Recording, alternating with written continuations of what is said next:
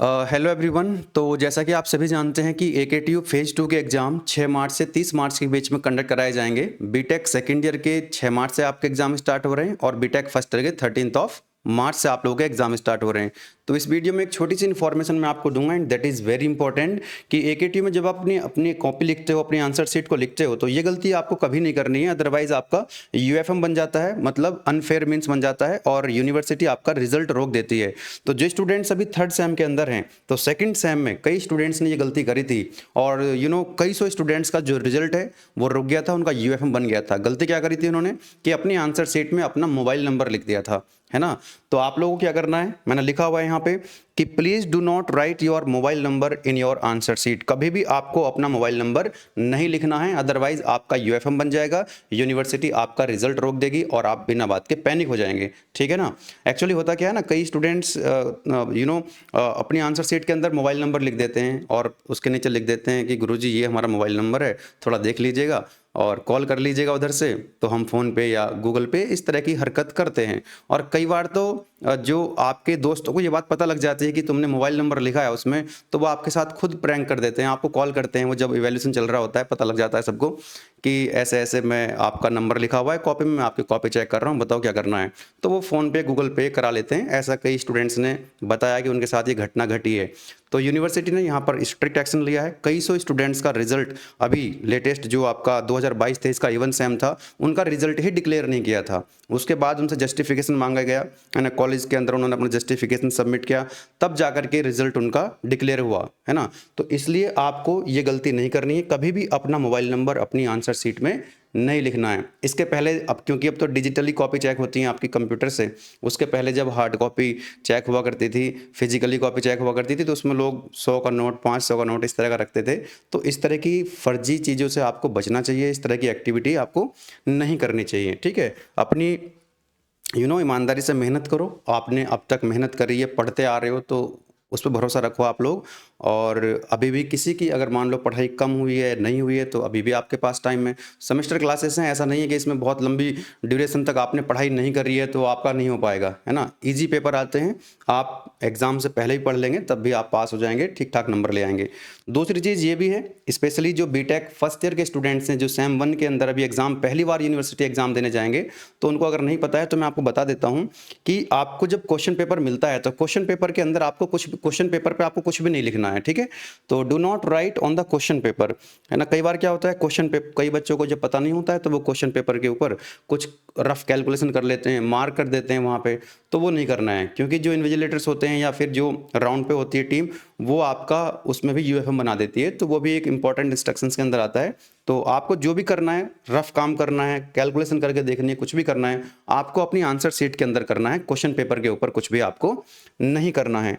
Actually अभी क्या हुआ है कि यूनिवर्सिटी ने आपके प्रैक्टिकल एग्जाम थ्योरेटिकल एग्जाम से पहले करा दिए हैं, जिससे क्या आता है कि बच्चों का एक मोमेंटम जो है वो टूट गया है, कनेक्टिविटी कहीं ना कहीं टूट गई है कि भाई वो फाइल तैयार कर रहा है, अपनी फाइल तैयार करके कॉलेज में जा रहा है, वाई के लिए तैयारी चल रही है उसकी, या नहीं भी चल रही है ना, कुछ भी नहीं होता अल्टीमेटली, इसके अंदर बहुत ज़्यादा कुछ खास तो होता नहीं है, ये सब जान रहे होते हैं आप लोग, लेकिन टाइम बहुत ज़्यादा वेस्ट हो जाता है, पूरा पूरा दिन कॉलेज में लग जाता है।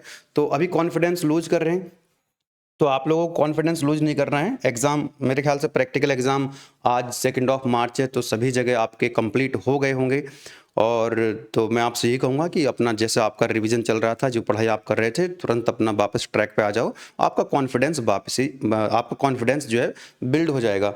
दूसरी चीज़ ये है कि जैसे अभी पीयूटी में कुछ बच्चे बता रहे हैं भाई जिनकी तैयारी अच्छी थी, तो पीयूटी में भी उनके बहुत अच्छे नंबर आ रहे हैं, जैसे स्टूडेंट्स बताते हैं, है ना, फुल मार्क्स भी आ रहे हैं उनके। लेकिन कुछ स्टूडेंट्स अभी भी हैं जिन किसी कारण से पढ़ाई नहीं हो पाई थी या कम हो पाई है, तो उनके आउट ऑफ 70 अगर हम पीयूटी की बात करें प्री यूनिवर्सिटी टेस्ट की, तो 20, 25, 30 नंबर आ रहे हैं। तो मैं अभी भी ये कहना चाहूँगा आपको कि अपने अंदर थोड़ा सा कॉन्फिडेंस बिल्ड करो। और कॉन्फिडेंस कैसे आएगा, पढ़ना स्टार्ट कर दो। मतलब अब कुछ नहीं करना है आपको, जो 1 वीक आपको बचा हुआ है आपके एग्जाम स्टार्ट होने में, या फर्स्ट ईयर के लिए तो 2 वीक है, अरे यार बहुत टाइम है ये। आप एक बार पढ़ना तो स्टार्ट करो, अपने आप कॉन्फिडेंस आएगा। और जो आपके 20 या 25, 30 नंबर आपके आ रहे थे पीयूटी में, आप 60 प्लस मार्क्स लेकर के आ जाएंगे, 50 प्लस मार्क्स लेकर के आ जाएंगे, अभी भी कोई दिक्कत नहीं है। बस आपको क्या करना है, थोड़ा डिस्ट्रैक्शन से बचना है और अपनी पढ़ाई पे फोकस करना है। और इसके लिए थोड़ा सा एक चीज़ और, मैं यहाँ पर जो एक मेजर प्रॉब्लम रहती है या फिर एक जो मेजर क्वेरीज आती हैं, जब आप भाई एग्ज़ाम अभी आपने तैयारी कर ली है, तैयारी कर रहे हो, तैयारी करने के बाद जो आप एग्ज़ाम में लिख के आते हो, एग्ज़ाम में आप कैसे लिख रहे हो ये भी इक्वली इम्पॉर्टेंट रोल प्ले करता है। क्योंकि जब रिज़ल्ट डिक्लेयर होता है, बहुत सारे स्टूडेंट्स मैसेज करते हैं कि सर हमने तो पेपर पूरा अटेम्प्ट किया था और हमको तो उम्मीद थी, हम एक्सपेक्ट कर रहे थे कि हमारे आउट ऑफ 70 60 प्लस मार्क्स आ जाएँगे या 50 प्लस मार्क्स आ जाएँगे, लेकिन उतने मार्क्स हमारे नहीं आए हैं। तो इसमें 2 मेन कारण हो बहुत कई कारण हो सकते हैं, लेकिन 2 मुख्य कारण ये हैं कि कई बार इवैल्यूएशन भी ठीक से नहीं हो पाता है। यूनिवर्सिटी ठीक से इवैल्यूएशन नहीं करा पाती है उसको क्यों? इसका मैं आपको बता सकता हूँ अभी क्योंकि उसके बाद रिज़ल्ट आने के बाद जो स्टूडेंट्स अपने रिज़ल्ट से सैटिस्फाई नहीं होते हैं, वो चैलेंज इवैल्यूएशन के लिए अप्लाई करते हैं और एक सब्जेक्ट के लिए उनको जो है ₹300 देने पड़ते हैं आंसर शीट देखने के लिए। उसके बाद पर सब्जेक्ट उनको ₹2500 देने पड़ते हैं, तो पर सब्जेक्ट उनके ₹2800 खर्च हो जाते हैं। और वो जब चैलेंज इवैल्यूएशन के लिए अप्लाई करते हैं, उसके बाद चैलेंज इवैल्यूएशन के बाद जब उनका रिजल्ट आता है, तो उसमें मार्क्स में काफ़ी डिफरेंस आता है। पता लगा पहले 70 में से उसके 25 नंबर आ रहे थे और जब चैलेंज इवैल्यूएशन के बाद उसने रिजल्ट देखा, अपडेट हुआ रिजल्ट उसका, तो उसके 60 मार्क्स आ रहे हैं। मतलब 100%, 90%, 150% तक मार्क्स बढ़ जाते हैं। इसका मतलब साफ-साफ ये है कि इसका मतलब ये है कि जो आपने इवैल्यूएशन कराया यूनिवर्सिटी ने, वो ठीक नहीं कराया था। ये तो हो गया इवैल्यूएशन की प्रॉब्लम, है ना? दूसरा एक मुख्य कारण ये होता है कि भई आप उम्मीद कर रहे थे कि आपके 70 में से 60 प्लस 50 प्लस मार्क्स आएँगे, लेकिन उतने नंबर नहीं आए।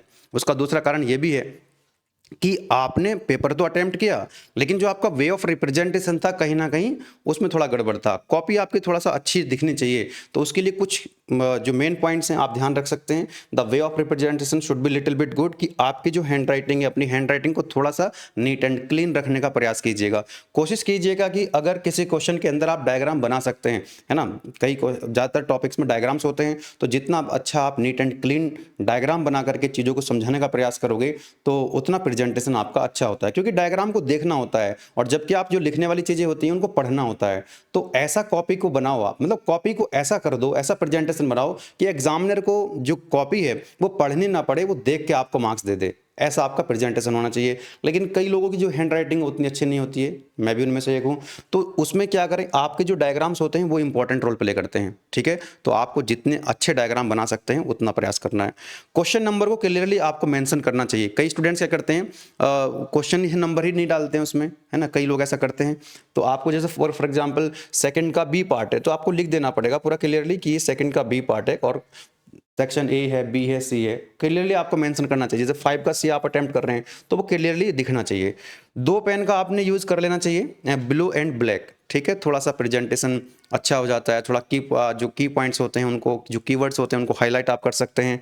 और कई बार क्या होता है, जैसे स्टूडेंट्स क्या करते हैं, मान लो 80% पेपर उनको अच्छे से आ रहा था तो उन्होंने वो अटेम्प्ट कर दिया, उसके बाद उनके पास टाइम भी बच रहा है, तो बचे हुए जो 1-2 क्वेश्चंस हैं, 3 क्वेश्चंस हैं, अगर आपको नहीं भी आ रहे हैं तो आप उनके रेलिवेंट तो लिख सकते हैं, है ना? तो आपको कोशिश करना चाहिए, you should try to attempt all the questions, पूरा क्वेश्चन पेपर को आपने अटेम्प्ट करने का प्रयास करना है। लास्ट में अगर टाइम बच रहा है, क्वेश्चंस आपके बचे हुए हैं, तो उन क्वेश्चंस को भी आप रिलेवेंट लिख करके आएँ, क्योंकि स्टेप मार्किंग होती है ना? तो आपको मार्क्स मिल जाते हैं थोड़े बहुत।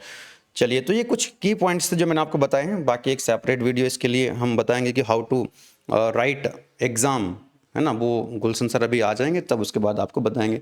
इसके अलावा जो वन शॉट वीडियो हैं यहाँ पर, जितने भी बीटेक फर्स्ट ईयर और बीटेक सेकेंड ईयर वाले स्टूडेंट्स हैं, यहाँ पर लिखा हुआ मैंने, BTech first year BTech second year के जितने भी स्टूडेंट्स हैं, ऑलमोस्ट सभी सब्जेक्ट्स की प्लेलिस्ट हमने क्रिएट कर रखी है। तो आपका समय खराब नहीं होगा, क्योंकि एग्जाम टाइम में आपको अपना टाइम बचाना है, अपना टाइम अपनी एनर्जी को सिर्फ पढ़ने में लगाना है, ना कि कंटेंट को सर्च करने में लगाना है। तो एकेटीयू के पॉइंट ऑफ व्यू से, एकेटीयू का result oriented content, BTech first year BTech second year की जो वन शॉट की प्लेलिस्ट है, उसका लिंक आपको इसी वीडियो के डिस्क्रिप्शन में भी मिल जाएगा, या चैनल पर प्लेलिस्ट में जाएंगे तो वहाँ पर आपको फर्स्ट ईयर है, सेकेंड ईयर है, जो भी सब्जेक्ट आप पढ़ रहे हैं, और सब्जेक्ट वाइज प्लेलिस्ट आपको मिल जाएगी। पूरा प्रयास हमने किया है कि आपको वन शॉट रिवीजन के माध्यम से आपका रिवीजन कराएं। बची हुई जो वीडियो हैं, जैसे मैथमेटिक्स 1 में और फाइनल रिवीजन जो है गुलशन सर आपको लाइव भी कराएंगे।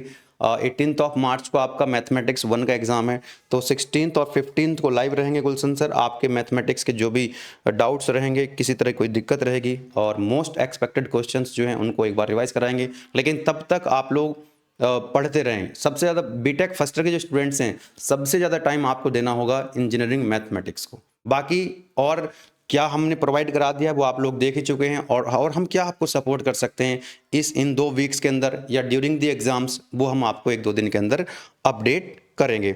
चलिए, तो मुझे यही छोटी सी इन्फॉर्मेशन देनी थी। मेन तो मेरे को ये बताना था आपको कि ये गलती आपको नहीं करनी है कि अपनी आंसर शीट में अपना मोबाइल नंबर गलती से भी लिख करके नहीं आना है। यूनिवर्सिटी ने साफ साफ इंस्ट्रक्शंस दिए हुए हैं, कोई भी बच्चा अगर मोबाइल नंबर या पर्सनल इन्फॉर्मेशन लिखता है आंसर शीट के अंदर, कोई भी पर्सनल इन्फॉर्मेशन आपको अपने आंसर शीट के अंदर नहीं लिखनी है, ठीक है।